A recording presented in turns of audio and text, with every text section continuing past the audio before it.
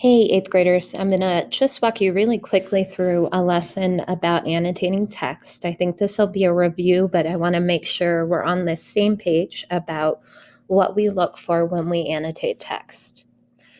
So first off, let's talk a little bit about why we annotate. And we know from research that annotation helps us in three ways when we read. So just to be clear, annotation is when we stay minds on with what we're reading and we mark up the text as we read. We maybe make notes or circle things or write in the margins of the text to help us gain a deeper understanding of the text. That's what annotation is. So why do we do it? From the research, we know that when we annotate well, it helps us remember more of what we've read. It helps us better understand what we've read. And if we get good at annotation and we understand why we do it, it doesn't really take us any extra time while we're reading.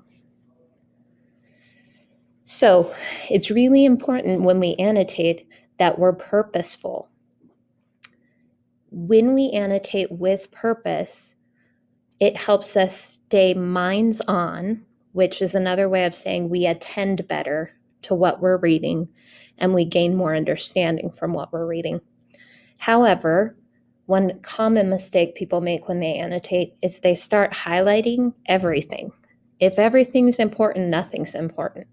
So when we want to annotate, we want to keep in mind less is more. It's not about highlighting an entire text. It's about finding the pieces that we're looking for and having a clear purpose for why we're annotating in the first place.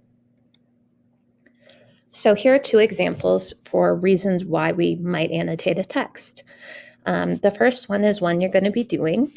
You're going to be using both of these purposes this week, but example one for a Socratic seminar.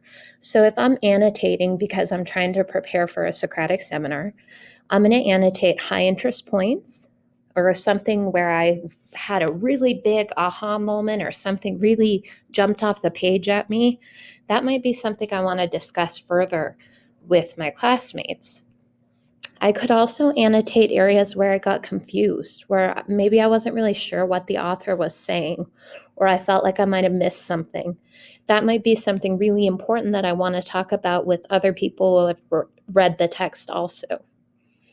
The third area is I want to annotate places where a question popped up for me that I really think would be interesting to discuss with other people.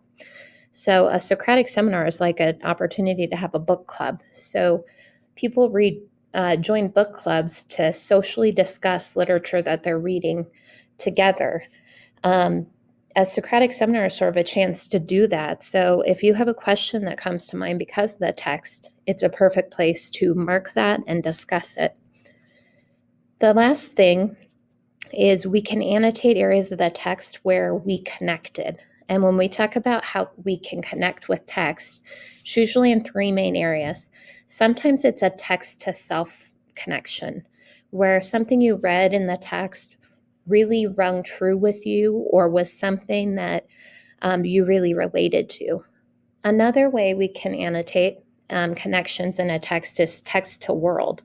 So maybe when something happened in the text, it reminded you of something that's going on in the world right now or that has happened previously in the world. And the third way we can connect text is text to text connections. So when you read the text and it reminds you of another text you might have read before, and you can connect those two texts together. So those are some examples of ways you might annotate a text when you're thinking about a Socratic seminar. A second example is if we're reading for a clear purpose. So a learning target we've been working on is analyzing particular lines of dialogue or incidents in a story, propel the action, reveal aspects of a character, or provoke a decision. So when we know we're working on that learning target, it would make sense that when we annotate, we're going to pay particular attention to dialogue, incidents, or the plot, and the character or characters in the text, and try to see how all of those things are interacting to arrive at a decision at the end. So That's when we're reading for a purpose, how we might annotate a text a little bit differently than if we're reading, for example, to prepare for a Socratic seminar. So on this last slide, you're going to find a quick link to a annotation guide. So this gives you just a whole bunch of ideas.